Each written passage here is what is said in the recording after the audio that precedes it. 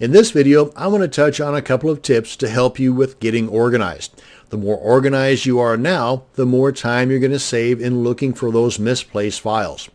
That can quickly add up and save time, and time is money. If you already have a system in place, then these tips may give you an idea or two, or at worst, let you know that your current system is the best one for you, and hey, there's no need to fix what ain't broke, right?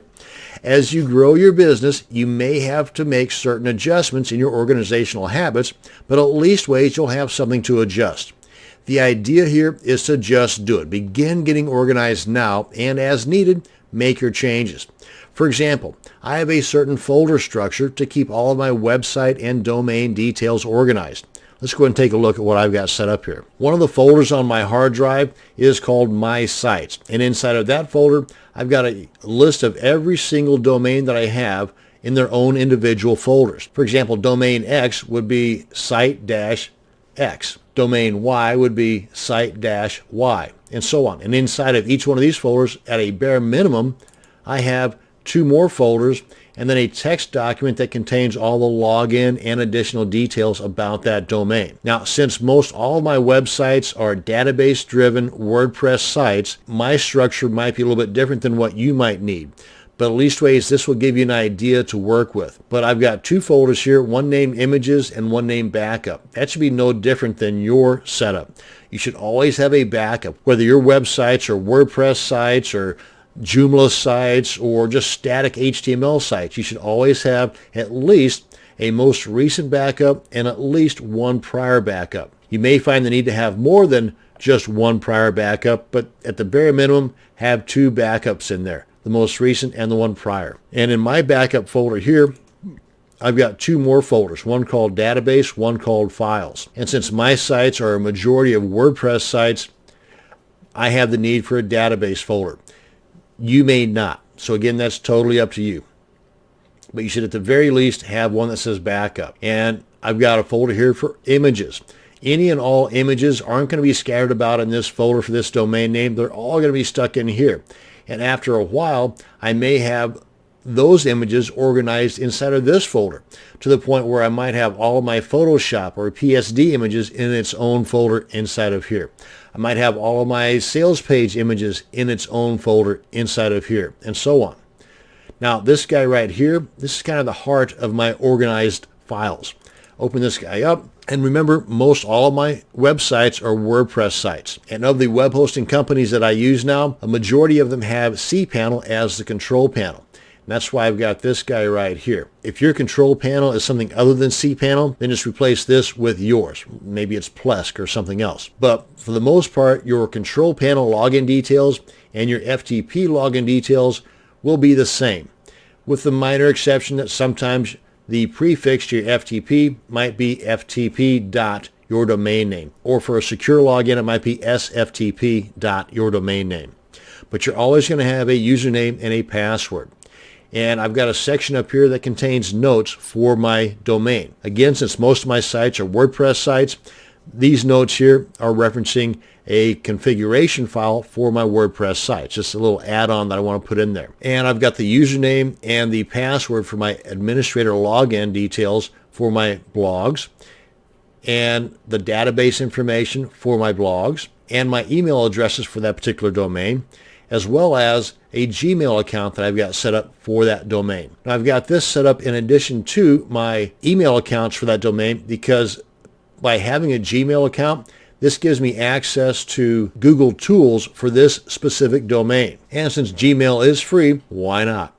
Along with that, I've got a separate YouTube account for just that domain, and anything else that I might need for just that domain, I have those in here as well. Again, use this as a guide to go by. You may have a lot more in your file. You may have a lot less. But again, it's something to begin with. It's something to start off with. Now, you're also going to need a way to keep your online purchases organized.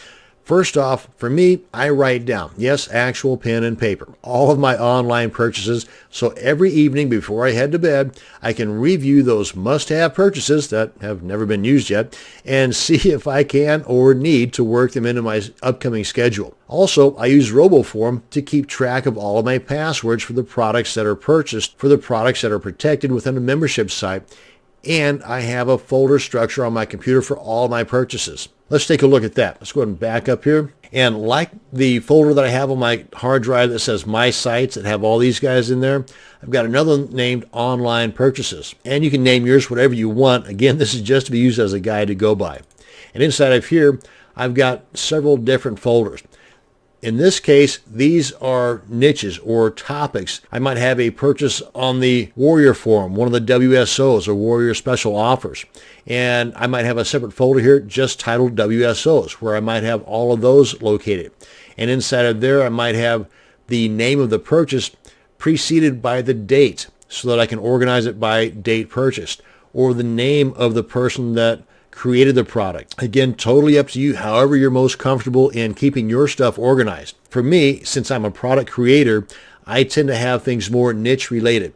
So if I purchase something off of the Warrior Forum or from JVZoo or just off the website in general, and it's niche related to AdWords or CPA or Kindle or LinkedIn, then I will put that purchase information in here. I will create a new folder just for that purchase information, and I will stick it in here, and I'll date it and put whatever other information I need that will allow me to quickly locate it. Because in Windows Explorer, I've got this little search option up here so that any keyword related to that particular purchase I can then use later on in the search function up here in Windows Explorer that will allow me to more quickly locate that particular product or that particular purchase. I should also mention that no matter how organized your files are, if they're not backed up somewhere, then you're taking the chance of losing everything.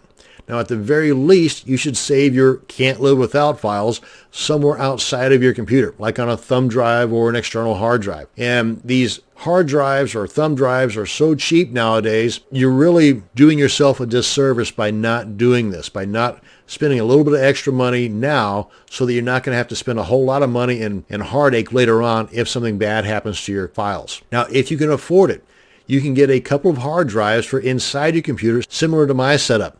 As you can see over here on the left panel, I've got the C drive. That's the default drive that came with the computer. And I purchased 2 additional hard drives, one that contains most all of my work and one that is specifically set up for backups. And I try to keep just the program installations on my C drive. That allows it to load faster. And all of my work and purchase downloads go into my H drive, with the exception of those guys that are downloaded to my documents or the download folders here. At which point, if need be, I will then either delete them from this or move them into one of my folders on my H drive so I can keep these guys as clean as possible. A lot of other folks do just the opposite. They'll pack up their C drive with all the same information because they don't have an additional hard drive. Again, it's totally up to you, personal preference. My main point here is to have a backup setup somewhere. Now, in closing, I want to mention that my folder structure examples and the use of Notepad works great for me. You may be fluent in using spreadsheet or mind mapping type programs, in which case you could put all the details of your domain and website files on a spreadsheet or on a mind map, and they would work 10 times better for you than in my examples. However you do it, just do it. Well, this should give you a good starting point for your own organizing structure. Remember, this is not meant to be a perfect solution, but something that can be adjusted as your business and ideas grow and change. Thank you very much for watching, and you have a great day. What is FTP? Well, FTP is short for File Transfer Protocol. And as we can see here, there's a whole lot of information here about File Transfer Protocol. Now, if you're familiar with working on the internet at all, you're more than likely familiar with a different protocol, and that's the HTTP. But we're talking about File Transfer Protocol in this case. And just kind of scrolling through this, there's a lot of information in here, and I got to tell you, 99% of it, most of us will never ever need to know. Look at it like this. FTP is like a bridge between your computer and your website on the internet. Now, on one side of that bridge is the server where your website is. The other end of that bridge is your computer, or what's also called the client side of that bridge. Now, there are lots of programs or software that can be used to transfer the files across that bridge. Now, some of those programs or software are free and some are not. But you really need not look any further than your own internet browser, like Chrome, Safari, Internet Explorer, or Firefox, to kind of test out this FTP software. Sticking with this bridge analogy, the browser method is just a one-way bridge. In other words, in most cases, you can connect to the server but can only download from the server to your computer. You cannot upload from your computer to the server. Let me show you what I'm talking about. I'm in the Chrome browser right now, and let me toss in a website here that, by the way, I do not own, because for you to really have true access, that two-way traffic that I'm talking about, where you can upload and download to the server, you have to own or have permissions to that server. And I'm going to be demonstrating this using, in the first case, the Adobe website. You know, the fine folks that bring us Photoshop and Adobe Acrobat and all that stuff. Just type in ftp://adobe.com, or as in this case, I also put that ftp.adobe.com. Sometimes you need the FTP in there, sometimes you don't. But to use your browser, you have to have the prefix ftp://. And as you can see, I'm in the index of the adobe.com website, and I have access to these files here, but I do not have access to upload to their server. Now, in order for you to own and have that two-way connection, meaning being able to both upload and download from the server, you're going to need a username and password to that server. That username and password is sent to you when you purchase a web hosting package from a company like HostGator, HostMonster, Lunar Pages, or Bluehost, or actually there are a ton of hosting companies to choose from, but hey, that is a video for another day. Another FTP tool is your own computer's Windows Explorer. That is, of course, if you're using a Windows operating system and you have already purchased that web hosting package I mentioned and received your username and password. Just open up your Windows Explorer, and in the address bar, here, let me just show you what I'm talking about. Right up here in the address bar, you just want to type in ftp://. So far, that's the same as it was when we used the browser tool, but now you want to type in the username that you have received after purchasing your web hosting package, the @ symbol, and then the domain.com, kind of like this. And again, this is the username that you received from your web hosting package, and then the domain name. And then you simply hit the enter key or that arrow, and it will then open up a box asking for your username and password. Again, that was sent to you from the web hosting company. Then you have that two-way access where you can both download from your server and upload to your server just by simply dragging a file from your computer into this area here. It will automatically be uploaded to your server, or you can drag the file from this area here, which is your server online, and drag it to wherever you want it to be downloaded to on your computer. Now, using your Windows Explorer as an FTP tool has one major downside, and this is the deal breaker for me.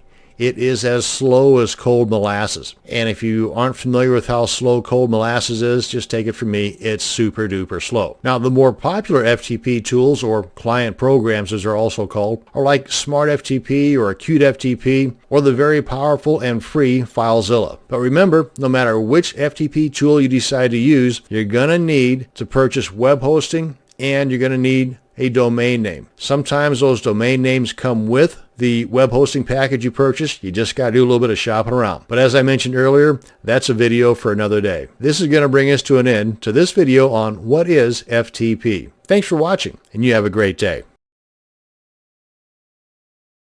In order for you to have and build on a website, you're going to need at least two things. You're going to need web hosting, and you'll need a domain name.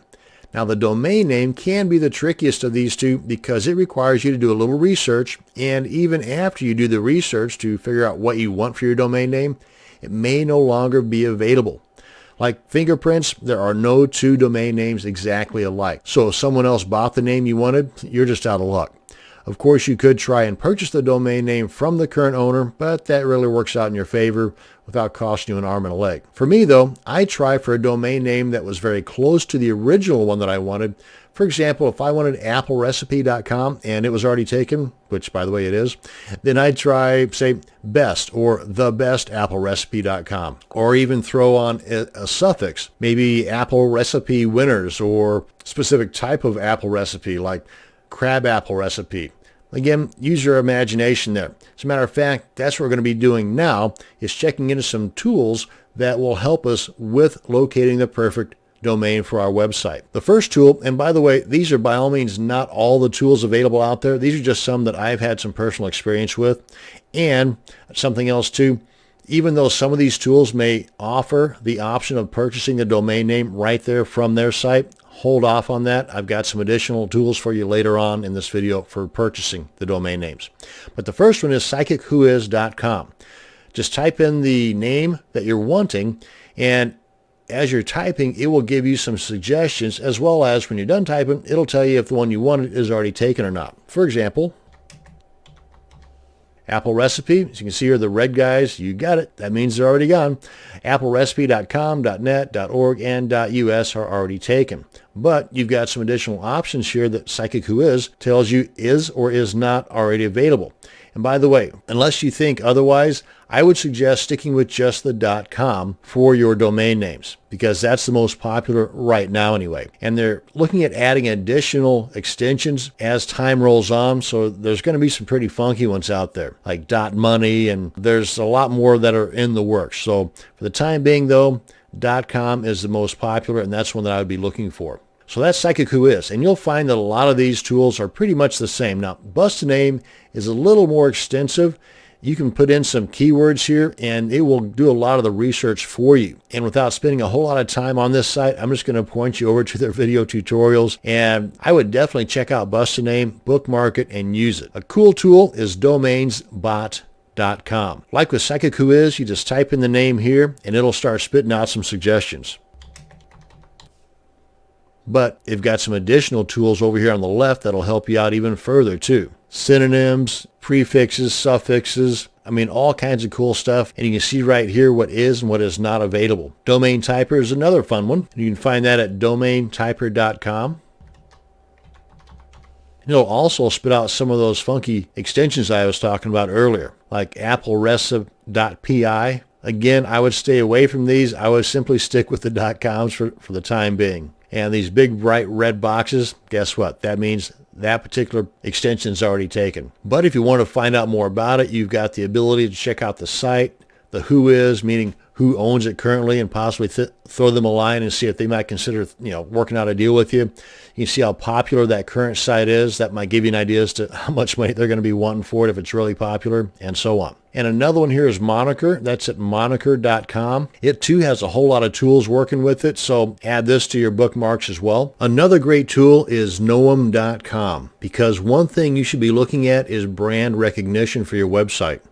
One of the most powerful ways to brand yourself or website is through social media. Plus, once you've established a connection or created an account on the social media sites that will complement your website and services, then you stand a greater chance of tapping into all that free traffic from these sites, as well as the search engine loving backlinks from these social sites to your website. Win, win, win. Knowem.com is a site that can help establish a brand continuity with over 600 different social media sites. Once you've signed up for your free account, you can then check if your username is being used on any of the 600 social media sites that Knowem.com monitors. This way, you'll have a better idea if one of the domain names you're wanting has already been used in a lot of these social media sites. Now you can make a more informed choice as to which domains to go with or to kick off your list. And then we have plenty of tutorials online here as far as how to go about establishing these connections. So by all means, check out Knowem.com. Now, as far as the actual purchasing of your domain name, my first suggestion would be NameSilo, mainly because of the price. It's not feature rich, but it is definitely fantastic as far as the price. It's one of the best ones you're going to find out there. There's no hidden fees, and it's $8.99 a year, and that's it. You can even get some discounts on there as well. But if you, for example, were to purchase your domain name from GoDaddy whenever they've got one of their sales going on, and you can get a .com, because again, you really only want to look for .coms. There may be reasons for you to look for other extensions, but I'm suggesting .com. But if you get a .com for, say, 99 cents for the first year, go ahead and purchase it through GoDaddy or whatever, and then after, say, 60 days or so, go ahead and transfer it over to a namesilo.com, and that way you're just getting an additional year added on to the year that GoDaddy gave you for whatever cost this is. And at the time of this recording, it's $8.99. So for $8.99 from NameSilo and the 99 cents you purchased it from, again, using this as an example, GoDaddy, you've now got 2 years paid for on your domain name, and it's now located at NameSilo. Again, it doesn't have a whole lot of features, but if features are what you're looking for and a great price, Namecheap is your company, because Namecheap is great. Their prices just went up recently. It's a little over $10 for a year, but they've also got some additional great services that NameSilo does not. For example, free SSL certificates for the first year. After that, they're really inexpensive too. But even then, you may want to hold off on buying a domain name until you check into web hosting, because some web hosting companies will offer a free domain name if you purchase a package through them. But web hosting is a video for another day. For the time being, though, this is going to bring us to an end on this video on domain names. Thanks for watching, and you have a great day.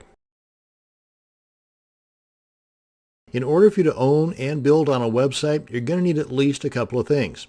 You'll need a domain name. You'll need a tool to get or transfer files from your computer to your website and from your website to your computer. And you're going to need what is called web hosting. Web hosting is what allows individuals and organizations to make their websites accessible to others via the interweb, otherwise known as the World Wide Web. You can see that when you do a Google search here for web hosting, you're going to get over 500 million results popping back at you. So you can see there's no shortage of options to choose from. This video will help you in your search. While it is possible for you, the individual, to have your own hosting service on your own computer at your own home connected to the internet, that's not what I'm going to be talking about in this video, because 99.9% of you will be purchasing web hosting from a company that specializes in hosting websites. You know, kind of like your HostGators or DreamHost, or one of the other bazillion web hosting companies out there. Now, I'm a huge do-it-yourselfer, but hosting sites on my own computer, not so much. Now, before you purchase what you need, you should think a little bit about what you want. What is your end goal here for your website? Now, I know that there will be some changes as your site evolves, but in order for you to get started in the right direction, you should at least have a bit of a plan laid out first. For example, ask yourself these questions, and grab your pen and paper and write them down. What is my budget for getting things started? How long will that budget last without any income? Will I need a bunch of traffic just to break even? Will I sell things? And if so, what can I sell? Digital goods, physical goods, or both? Will you be hosting large file downloads? Will you have videos on your site?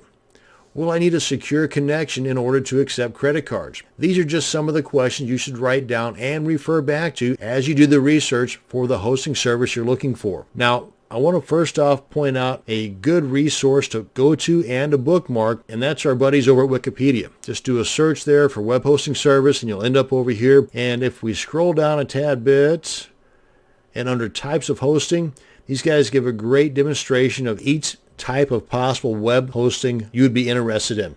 From the free that I would highly recommend not getting into, to the shared, which is the most popular and a great way to start things out. Next up would be the reseller web hosting, virtual dedicated server, or the VPS, virtual private server, dedicated hosting, and they give you a bit of a comparison between each of these. And this kind of starts off with the least expensive, that being free, and goes up to the most expensive, which is the co-location. Now, cloud hosting is kind of sort of one of the newer guys, and this is ideal for a lot of reasons, but it has a couple of drawbacks that may be deal breakers for you.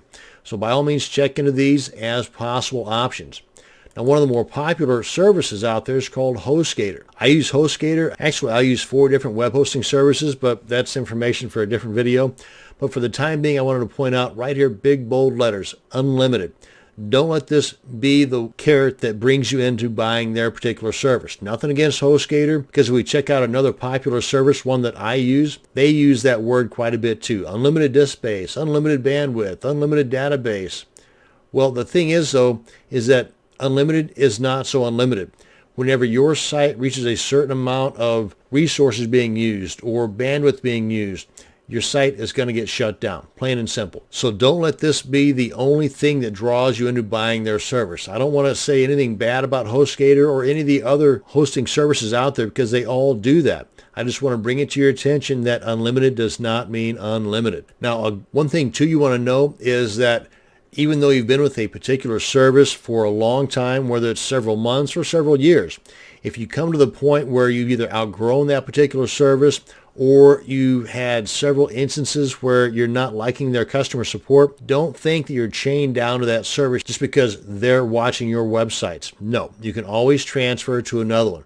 Just as they say here at D9, and this is one of the things that I use them for, to actually transfer my reseller account from HostGator. I've got an individual hatchling plan with them now, but I had a reseller account with them and I had like 25, 26 different sites hosted on that reseller account. I moved them all over to D9 and they did it all for me. So it was like nothing that I had to do except for give them some names and some emails, and bing, bang, boom, they did all the heavy lifting for me. And it was totally free. So just know that you're not chained down to a particular service. If you find that their support or whatever reason you feel you should move, go ahead and move. Now, Rackspace has been around for quite a while, and one of their specialties is that cloud server that I was referring to earlier. The major plus to this is that the traffic spikes that you might encounter and that would get your site shut down on a D9 or a HostGator or a DreamHost or Bluehost, on a cloud server, not so much, because the cloud server uses the resources of many different servers, whereas other servers, the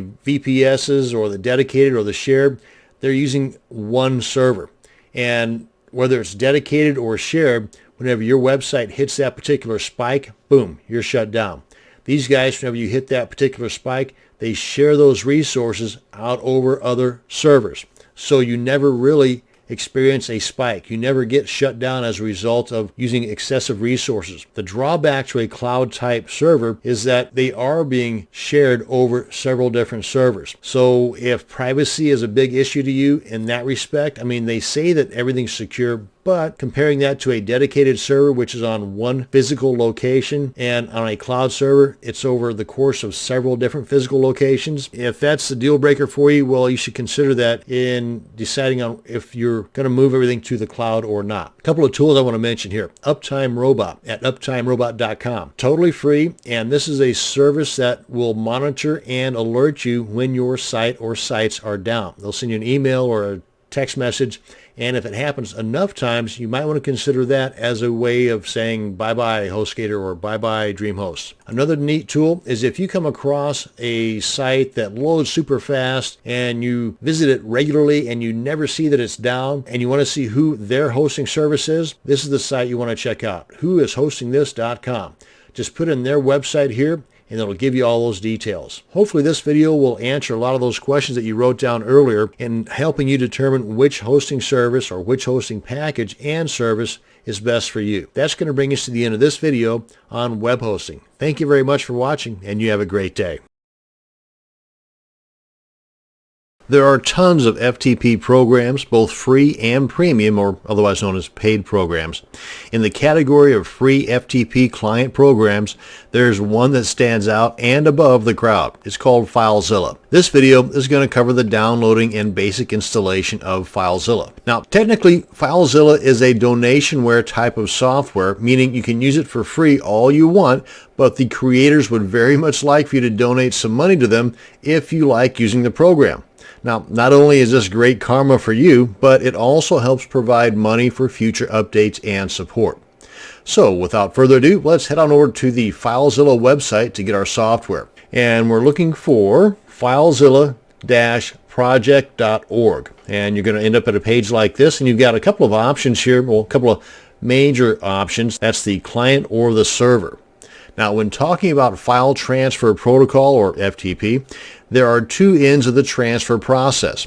The server end, where the files are on the internet, and the client end, where the files are on our computer. So most all of us will only need the client portion of the FileZilla software. So we first off want to just check out the client. So we want to click on that. And by the way, you may want to bookmark this page here. That way you can refer back to this to cover anything that I may not cover or skim over in this video. Well, let's go ahead and head over to the client. As you saw there, it covers all platforms. Now we want to decide on which platform we have, and of course that's something that you'll have to answer for yourself. My operating system is Windows, and if something says recommended, that's the one you probably want to go with, more times than not anyway. Now if you're using a Macintosh operating system, then you've got these options to choose from here. But or Linux, don't want to leave you guys out of the picture, but I'm going to go with this guy here because that's the one that's recommended. Go Go ahead and click on that and get their advertising stuff out of the way. Now I've got it set up on my system to download all of my downloads to my downloads directory on my computer. You may have yours set up some other way, but that's just how mine is set up. The executable file here has a parentheses and the 1 there because I've already got this particular file in my system right here, along with a lot of other older ones. Yeah, I've been using this for a while.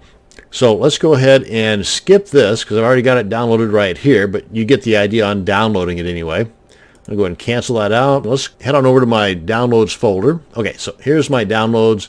Come on down here to this guy here. And I'm going to right click and I'm going to run as administrator. This guy pops up and you may get a different type of message depending upon, your operating system. I'm using Windows 7. Click on yes. And then I get this guy to pop up. Click on agree. Of course, you want to read all this fancy stuff first, but click on agree.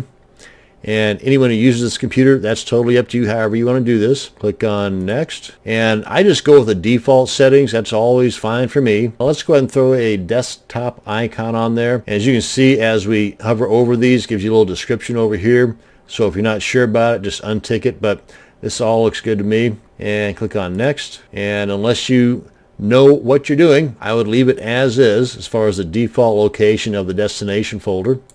Click on next and click on next, and it's installing away. And let's go ahead and start that guy. And here we are. That's how simple it is to download and install your FileZilla FTP software. Now in closing, I want to say that when there is an update to FileZilla, this is one of the cool things I like about this, besides the fact you can't beat the price, is that when you open up your client software and there is a new version of FileZilla, you're going to be given the option to update instantly, or you can manually update later. Totally up to you.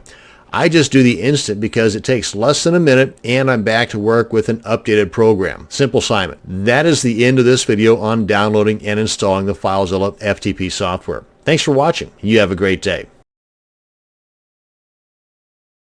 In order for you to have, build on, and maintain a website, you're going to need at least a domain name, a web hosting account, and some means of transferring files back and forth between your computer and your website.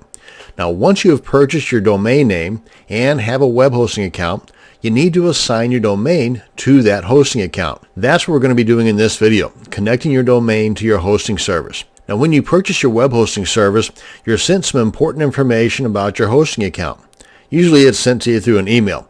Now, among this information is what is called the name servers. These name servers need to be added to your domain name account in order for the internet to know that the domain is yours, and this also allows the world to see your soon-to-be totally awesome website. Now, while this might sound really techy, it's very simple to do, as you're about to see. Now, you're going to need the email or the info that your hosting company sent you when you first purchased their services, and you'll need to log into your domain account. Now, let me just give you a couple of examples of the emails that I had received from the various hosting services that I've been using. For example, here's one for Lunar Pages. And the one that I got from Lunar Pages was a real long email, and in amongst that information was one that said domain name instructions. It was really long, and at some segment in that long email was this little bit of info here titled domain name instructions. And this is the name servers that need to be added to our domain name registrar, and I'll get to that here in just a second. I just want to point out what to look for. Now, some domain name registrars, none that I've ever used, but some of them will require you to also have an IP address along with the name servers. Lunar Pages supplies that to you right here. Some of the other ones that I'm about to show you, not so much. You just kind of got to dig around for them. Now, this one here is one that I got from Namecheap. Now, Namecheap I also use for domain names, but they've also got a pretty cool and very inexpensive hosting account as well. And this one, again, was a really long email, so you see I kind of cut out some of the parts here so I can squeeze it into the video here. But in amongst this information was a little segment that said name server information. And as you can see, these guys, kind of like these guys here, starts off with something NS, or as in this case with Namecheap, it starts off with DNS 1 and then DNS 2. Now, most all of them, at least those that I've ever used, only require 2 name servers. Some of them, though, will require more. I've never encountered those just yet, but, I've only been doing this for about 5 years. So I'm sure that they're out there because they do offer spaces for them, as you're about to see. And this one here I got from my most recent hosting account called D9. And they're an awesome group, by the way, but I don't want to get into a sales pitchy thing about this. But anyway, again, a real long email, and one of the segments in here, segment 3, gives me the primary name server and the secondary name server. And they also give you the IP addresses here, just like they had noted on the one from Lunar Pages here. But like with Lunar Pages, this one starts off with NS and then 25, NS 26, and so on. But again, I only need these 2 for the domain registrars that I've used. And last but not least, the one that I've got from HostGator, which again is kind of a long email, but not as long as these other ones were. But in amongst some of this information here, they give me the name servers. As you can see here, it starts off with NS like these other ones did, 253, and then the next one, or the secondary name server, is NS 254. So these are the emails that I received over time. So if your hosting account is with one of these companies, then this gives you a better idea as to what to hunt down in the emails. Now, of course, if you don't have these or have no idea where they're at, no big deal. You just need to contact the hosting company that you're using and have them send them to you. And if you've got a pretty decent support system with that hosting company, you might even try calling them up. That might save you some time. Or just send them an email and call them, however you want to do it, but just get it. And once you get it, make sure that you save it in a place you're going to know where it's at. A little organizational tip there for you. So let's head on over to, let's say, Namecheap, and let me demonstrate where we're going to be changing out our name servers. And once we log in, we're going to come to this page here. Then we come on up here to Domains, go over to My Account, Manage Domains. Let's pick this domain here. And right up here, Domain Name Server Setup. Just click on that. And you'll see here right below that we've got this option where it says transfer DNS back to us. You're only going to see this if you've already changed the DNS from the default that Namecheap adds whenever you first purchase the domain from them to another web hosting service, which I've already done. But let's go ahead and click on this. As you can see, I've already moved this particular domain over to the D9 hosting service. And these are the 2 name servers that were sent to me in that email that I just showed you earlier. So depending upon your hosting account and the information they gave you in that email, you'd want to just enter those here, the primary or the first one or the lower number in that sequence. If they give you one that has different numbers, like if it's NS1 or NS2, NS1 goes here, NS2 goes here. Or in this case, 25, then 26. Then click on Save Changes, and you're done. That's simple. Let's check out NameSilo. It's another domain name registrar that I use. Then once I log in at NameSilo, I end up at a page like this. Come on over to Domain Manager, and you can see right here where I've got a list of all the domains.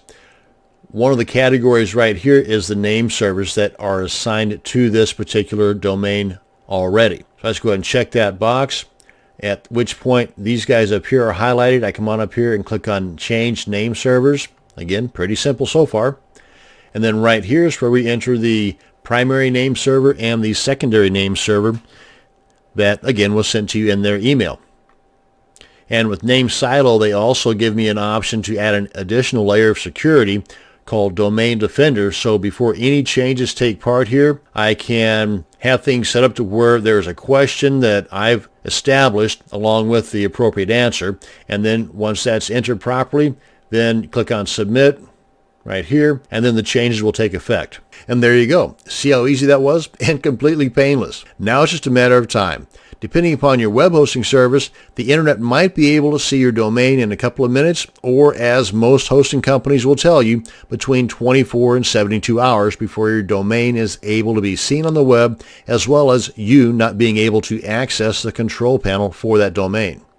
So you should always figure that it will take, at the most 3 days before you can see your website, so that when you can actually see it in under 10 minutes, which with me has been most of the time, you will be much more happier than, the other way around. So plan on it taking 3 days, and it will more than likely only take a few minutes, rather than you planning on it taking a few minutes and it ends up taking 3 days. So that's the end of this video on name servers and connecting your domain to your web hosting account. Thanks for watching, and you have a great day. In order for you to have, build on, and maintain a website, you're going to need at least a domain name, a web hosting account, and some means of transferring files back and forth between your computer and your website. Now, once you have purchased your domain name, purchased your web hosting service, and you've assigned the name service from your hosting service to your domain name, you're going to need to have login access to your server and FTP. When you purchase your web hosting service, you're sent some important information about your hosting account, and among this information is the login details for your FTP and server. Now, your server, what I'm referring to there is the control panel, and that can be one of a couple of different options. I myself am most familiar with and really love cPanel as my control panel. Another one is Plesk, and there's a few other ones out there that are a little less popular but still basically do the same thing, only do it differently. Now, when you connected your hosting service to your domain name, you use some info that your hosting service sent you when you first purchased their services. Now, more than likely in that same email should also be the login details for your FTP and control panel for your server. Now, this is what it might look like. And of course, if you cannot locate it, then simply contact your hosting company and have them send it to you again. Now, this is one that I received from D9. And it was a rather long email, and they had it sectioned off into several different segments. This is number 4. Now, D9 Hosting is a fantastic hosting service, but depending upon your hosting service, it may look a little bit different, and for that matter, they may send you different login type credentials. For example, on the host name for D9, this is the way it looks. It starts off with www, then the actual domain name .com.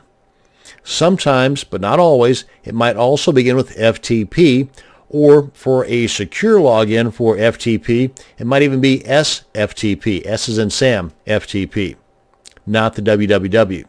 Then they also give you the username and password. Now, like it says here, an alternative might also be the IP address in place of the actual domain name here. Let me show you one that I also received from Namecheap. And Namecheap's pretty well known for their domain names, but they also have a hosting account as well. And this, like with D9, is a rather long email, so I just kind of cut chunks of it out that didn't really pertain to this. And this is an example of a different type of login where they give me, instead of the host name here as the actual www. Then the domain name, the host name here is the actual IP address, then the username, then the password. And down here they've also got a similar login method using the IP address as the server address, just like here as the host name. And then the username is actually this username here with the @ symbol and then the domain name, then the password, and then this is for a passive mode.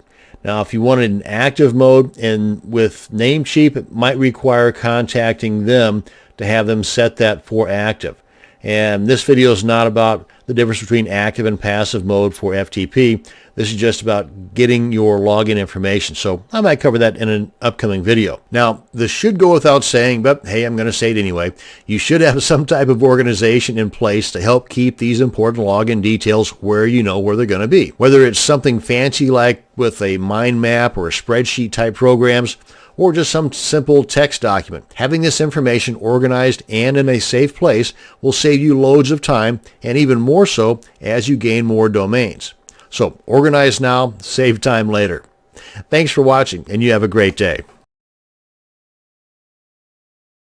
Hi, this video will demonstrate how to connect your FileZilla client software to your hosting account server, basically your website. Now at this point, I'm hoping you already have downloaded and installed your FileZilla client program. Otherwise, this video may seem a bit confusing. So let's open up FileZilla and grab the FTP login details that was sent to us by our web hosting company. We'll bring this into the picture here. Now, depending upon the service that you're using, the web hosting service you're using, will depend upon exactly how the information looks, the login details that they sent you. For example, this is one that I received from Namecheap Hosting, and in one instance they've got the FTP. This is the server or hosting name that goes in here, and they've got it in the form of an IP address, which will work just fine. And one that I received from my D9 Hosting, totally different, but it still works the same. The host name that, like here, they have just listed as FTP is in the form of a URL. Now, sometimes this does not have a www in front.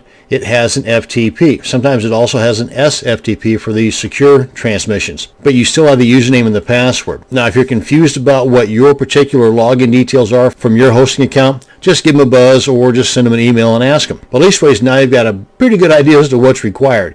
You're going to need at least 3 things: the host or server name, the username, and the password.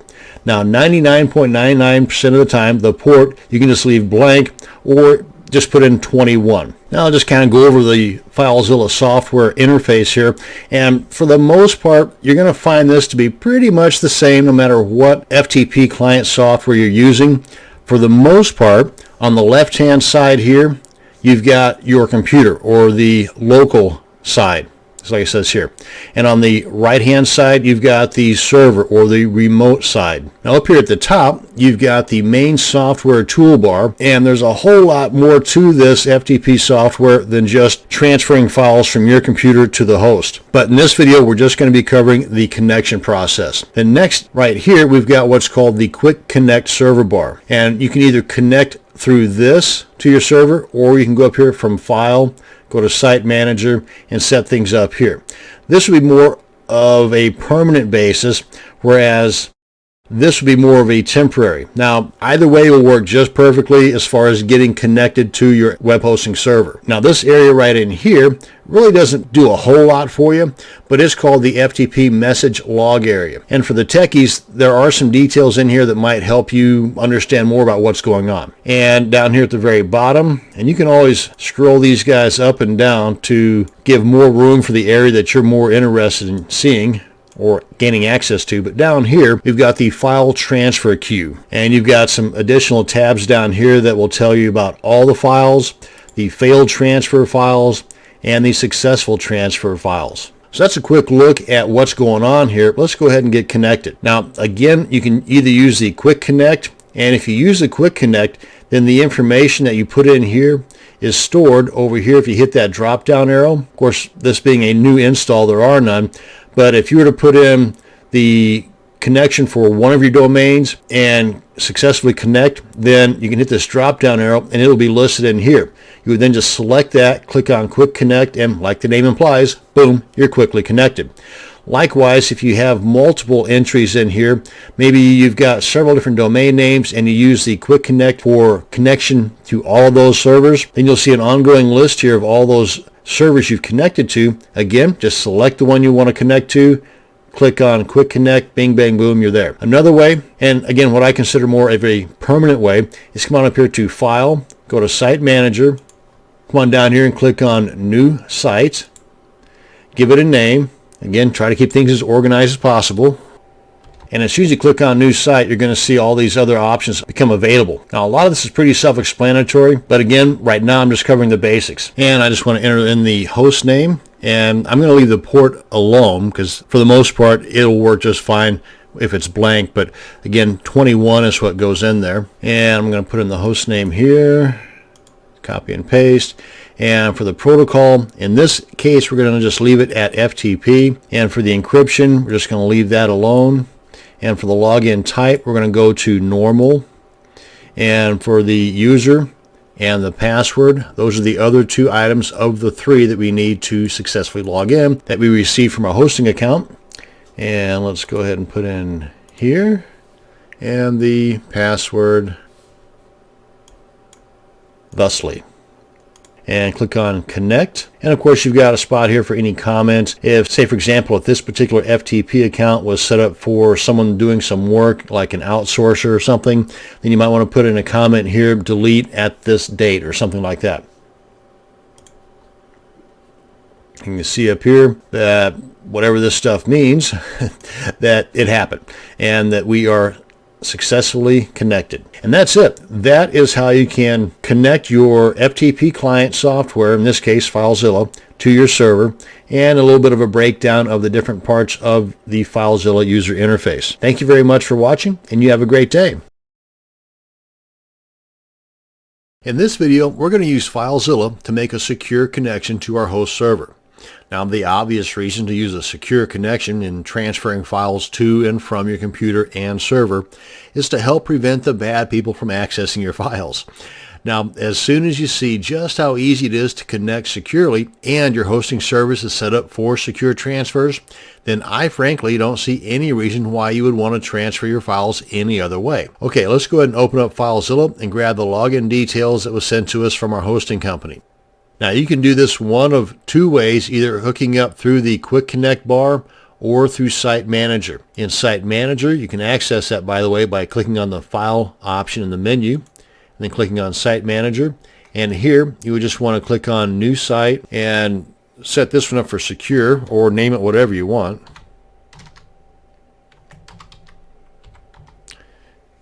And I'm going to name it Secure Demo. Then just click anywhere in this box here to deselect it. And then over here in the host section, and this holds true if you're going to be using the Quick Connect bar here, but in the host section, if you are given, say, FTP dot or www dot in the host name, for example, this was given to me by my hosting company. In this case, if we're going to be connecting securely, you want to exclude that prefix because FileZilla will fill it in for you. Now then, at this point, you want to go ahead and put in port 22, whereas before, if you're using the normal protocol, then you can leave that blank or just put in 21. But in this case, we're going to put in 22. And under protocol, you want to select the SFTP. And then the rest, this is just as it would be normally.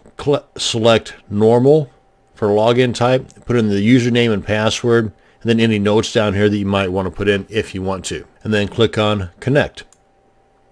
And up here, you'll see the progress if you're going to connect or not.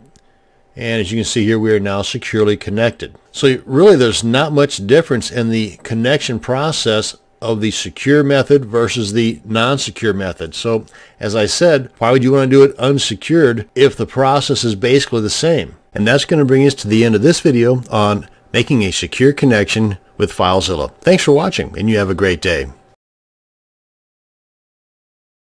This video is going to demonstrate just how easy it is to transfer files to your server from your computer and from your server back down to your computer. First, we're going to open up FileZilla and connect to the server. And we can connect to our server either through the Quick Connect bar or through our Site Manager that we can access through the File menu button. Go to Site Manager. And if you've already got some set up in here, just select the one that you want to connect to and then click on Connect.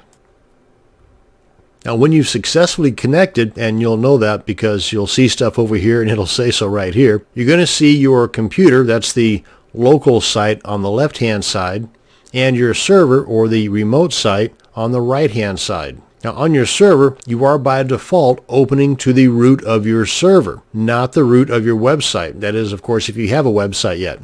And you can tell that you're in the root because you got this / right there. Now, most web hosting companies tell you which directory you should upload your site files to, and you get that information in that initial email that includes your login stuff whenever you first purchase that web hosting service. Now, in this case, it's the public_HTML directory. And if we scroll down just a bit here, you can see it's right here. You can also see this if we hit the plus button there to expand these. And these question marks, by the way, tell you that these directories have not been opened up yet in this particular session. And there we are. And just click on that. And it opens up all the files that we have in our public_HTML. And if you're just starting out, then you probably don't have anything in here except for the file icon up here and a couple of dots off to the right of it. But as you can see, I've already got a few files and folders in here. Now, sometimes it's not the public_HTML directory. Maybe on your web service, it's the HTML doc directory or even the www. But if you're not sure and cannot locate that info on that email that you got originally, then just contact your web hosting service and find out. Now that we've got all that figured out, let's go ahead and start transferring some files. And as far as the process, it's pretty simple. I mean, you got a couple of different ways you can do it. For example, if I want to transfer, you can see that they are in alphabetical order for the most part. But if I want to transfer this FileZilla.xml file over to the server here, and that'll be in the public_HTML directory, then I can just right click on it. And in this drop down list here, I just left click on the upload. And you can see the process as it takes place. And here it is right here. Let me go ahead and delete that. right click, left click on delete. Are you sure? Yes. Another way you can upload this or transfer this file, you just left click, hold, and drag this on over here, and then let go. Same thing, easy as pie. And you can do the same thing not just with individual files, but with an entire folder or even with multiple folders or files. For example, if I select this one, hold the shift key down on my keyboard, and then select this guy here, it's going to transfer this single file as well as these 3 directories and all the files contained in there. Now, if there are duplicate files or directories already on the server, then I'm going to get a pop-up box here asking if I want to overwrite those particular files or give me other instructions as to what I want to do with that particular conflict. And in addition to transferring from your computer to your server, you can do the exact same thing from your server to your computer. Just make sure that you are in the proper directory on your computer as to where you want the file to go. For example, if I want to make room and just get rid of this guy here, just delete it. And just as I did from the computer to the server, I just select the file I want to download from the server to the computer, right click, left click on download, or left click, hold, and drag it on over. And there it is.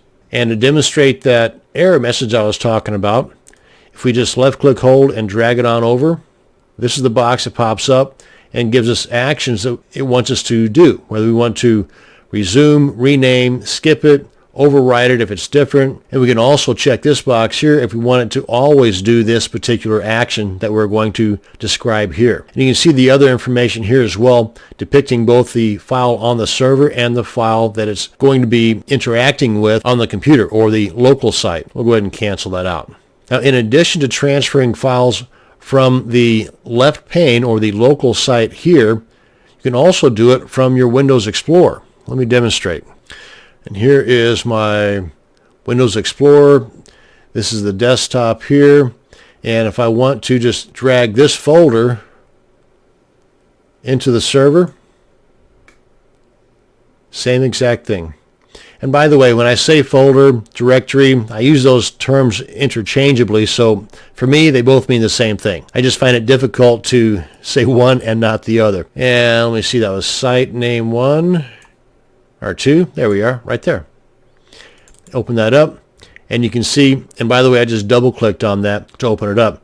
But as you can see, it transferred not just that directory, but all the contents as well. And you can also right-click and left-click on Enter Directory, and it'll open it up. But I find it just as easy just to double-click on the directory to open it up. And that is how you can transfer files both to your server from your computer and to your computer from your server.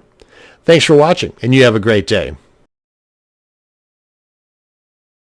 This video will show you how to edit live files while they are still on your server. So if your favorite editor is Notepad or Notepad++ or Edit+ 3 or even Dreamweaver or Composer, this video will walk you through the process. So let's go ahead and open up FileZilla and get started. First off, we want to head on over to our settings menu. We do that by coming up over to the Edit option in our menu bar. Go to Settings. I'm already logged in too, by the way. We want to head on down to the File Editing and then click on File Type Association. That's this guy right here at the very bottom. And if it's collapsed, then you just want to expand it and then click on File Type Associations. And as you can see here, I've already associated this one with my Notepad, but I'm going to change that to Edit+ 3. And as you can see, as it explains down here, what you want to do is you want to put out the extension of the file type you're going to want to edit with this particular program. In this example, for my PHP files, I currently have it set up to be editing the PHP files with Notepad. I want that to be with the Edit+ 3. And maybe I want HTML files to be edited with Dreamweaver. You can do the same process that I'm showing you here to accomplish that with the HTML extension. Or with, say, an image like a PNG or a JPG. Maybe you want those to be edited with something else. So what we want to do first is find the path to that particular program. And again, in this case, I'm looking for the path for my Edit+ 3. And to find the path to that program, you go over to your Start button in the lower left corner of your monitor, and you click on that, and in the search box, and of course this varies depending upon the operating system you're working with, but the search box on my Windows 7 is just above the start bar at the very bottom of the box. And in there where it says search programs and files, type in the name of the program you're looking for. In my example, it's Edit Plus 3. Then when you see the program showing up in the list, you right click on it and then click on properties. Then you want to make sure you're in the shortcut area of the properties and you're looking for the target. So you just want to copy that, and by default it's probably already selected. So using the shortcut keys on your keyboard, hold the control key down on your keyboard and then hit the letter C as in cat or copy. Or you can just make sure that you select it all, then right click and then copy that to your clipboard. Then you come on over here, and where you've got the file extension, right after that you want to paste in the path that you just copied, like so. Then click on OK. Now let's find us a PHP file and open it in our Edit Plus 3 program. And if I can find, let's see here, public_HTML, there should be something in here. Yeah, it's XML. Here's an index.php. It's got something in there. So I'm going to right click, View Edit,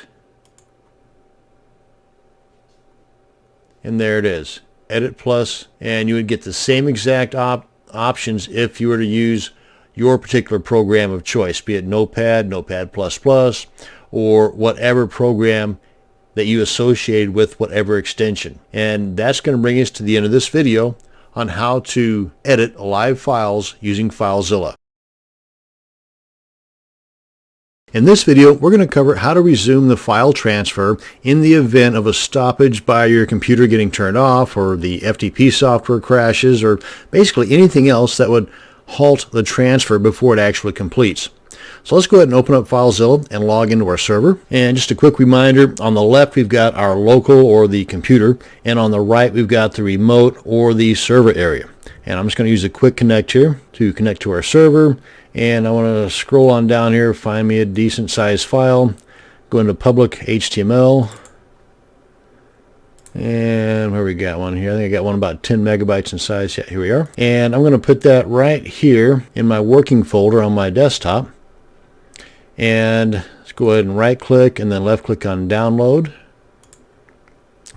Hum da hum da hum da hum. Everything's going fine and dandy, birds are chirping, great day outside. Then all of a sudden, bam, something happens and my site crashes, or the computer goes off, or FileZilla crashes. Whatever the case, something bad happened. So I need to reopen after I get everything else kind of fixed and whatnot. Go ahead and reopen my FileZilla. And now if it were a small file, no big deal. Just go ahead and start it over again, right? But what if it's a large file, 100, 200 megabytes in size or larger, and it was, say, halfway done? Rather than having to go through the process of downloading it again from the beginning, go ahead and log back in. And one of the key items here is to make sure that you're on the same area in the local as you were prior to the crash. Go ahead and log back in here. And of course you want to be in the same area on the remote, which is kind of goes without saying. Come on down here, find that file again. And you can do this a couple of ways actually. You can just go ahead and right click here and then left click on download, and it's going to recognize that, hey, it's already there. You come on over here and just click on resume. Click on OK, and it will pick up where it left off at. Or crash again. Darn my luck. Let's go ahead and go on back and open up FileZilla again. Let's go ahead and log back in. And another way where you can just do it automatically rather than that two-step process where that one screen popped up asking us what do we want to do. Well, we can kind of eliminate that one step by coming up here to Edit, go into Settings, come on down to Transfers. And if it's not expanded like this, just hit the plus sign and it'll open up. We want to go to File, Exists, Action. And right up here on Downloads, Ask for Action. That's that box that popped up. And Uploads, same thing happens there. For downloads, come on down here and Basically, you're removing that Ask for Action box, and in place of it, Resume File Transfer. And again, you can do the same thing for uploads as well. Click on OK. Now then, let's go ahead and resume by going to the same location we were. I think we're at about 60% done here or so. Open that up. Navigate to the location of that file that did not get finished, and right click and download, and it picks it up right where it's left off at. So those are the two different ways in which you can resume a file transfer in the event it kind of crashed midway through. That's going to bring us to the end of this video. Thanks for watching, and you have a great day. This video is going to show you how to export and import your FileZilla settings and the Site Manager information. Now let's put on our pretend hat just for a second, and let's pretend that we've got a whole bunch of custom settings in our FileZilla, and we've got a bazillion different domains set up in our My Sites section of the Site Manager, and we just purchased a new laptop or a new computer, and we don't want to go through all the headaches of setting up all these things manually in the new computer. Well, fret not, because you don't have to. Let's go ahead and delete these guys. Oh, wait, we got to export first before we put on our pretend hat. Okay, so close that out, and what we want to do is come up here to File, go to Export, choose the items that you want to export. Now there's nothing in the queue down here, so we don't have to check that. We want to export settings, in case you've got any custom settings in here, server, transfer, bookmarks, whatnot. And we want to export all the goodies from our Site Manager. Click on OK. And it asks us where do we want to download our little XML file to, and it gives it a little FileZilla name. You can name it whatever you want, but as long as you leave it as an XML file. Click on Save. Boom, done, good. And now then, we want to come on in here to our Site Manager, delete that guy, yep, delete this guy, yep. And now then, we want to pretend that we are on a brand new computer, and we've downloaded and installed our brand new FileZilla software. Let me go ahead and disconnect here from the server. Oh, okay, we're good. Actually, let's just restart FileZilla from scratch. There we go. Now then, let's just check out our Site Manager. Come on up here, and we can see there's nothing in there. And click on Cancel. Now then, we come on up here to File again, and where we exported it, now we just want to import it. And we want to navigate to the location where we've got our little FileZilla.xml file stashed away. And select that, click on Open. And it asks us what do we want to do here. And that's been done. It says we have to restart FileZilla, but really we don't. Anyway, just click on OK. And the selected categories have been imported. Cool. OK, and now then if we just come on up here to File, Site Manager, there they are. And you can see all the settings are the same. Click on Connect, and we're good to go.